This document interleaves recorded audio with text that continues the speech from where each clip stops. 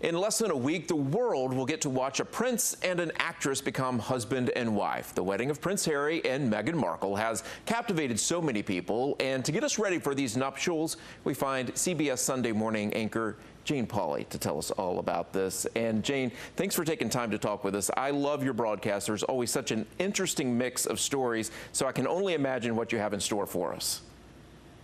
Well, there's always an interesting mix, and you'll always find me standing in the studio, but not today. Our show is coming to you from London.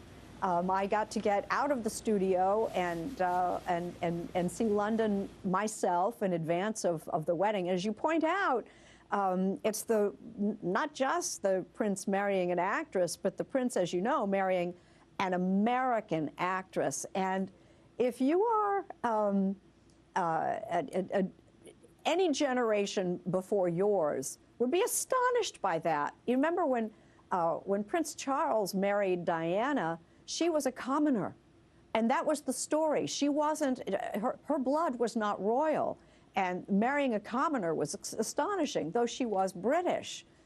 And by the way, among the stories we'll be telling is the fact that as Diana was British, she probably was more English than the man she was marrying, who was the heir to the throne, because the British royal family is not all that British as we think. And that story will, I think, fascinate. We take a trip through time, through clothes. I'm going to look and show you a hat that was tossed into the air by none other than Henry VIII. It is an astonishing piece of archival history.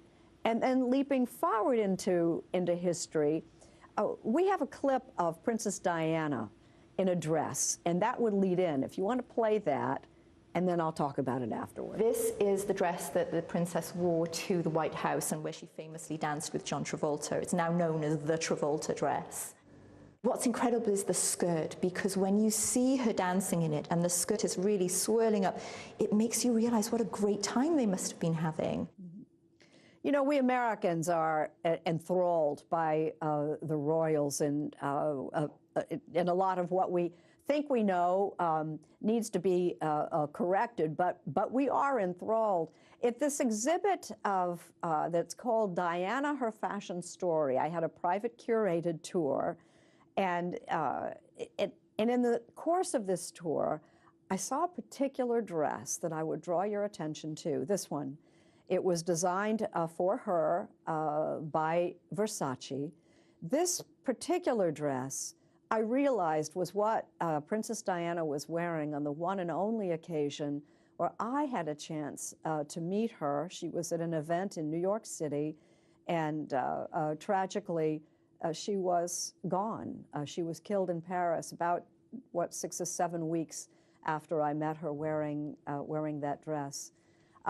So we do a lot in the hour and a half we have with you on Sunday morning coming up about Britain, about London, music, art, Twiggy.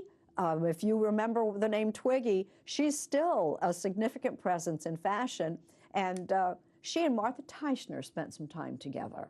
Oh, that's going to be fascinating. And going back to the Princess Diana dress that you saw, I can't imagine what's going through your mind at that moment. Do you know, when I met her, she was not what I expected. She was taller than I expected. She was more confident than I expected. She was warmer than I expected. She was more powerful than I expected. And I remember thinking she was a woman on the cusp of something significant. And I think she would have been. And then, you know, so all that dress brought all that back. And then at the age of 36, she was so quickly gone. A lot of people will be looking back and looking ahead with this wedding. Jane, thank you so much for taking time to talk with us. And you can catch this special edition of CBS Sunday Morning following our broadcast at 9 a.m.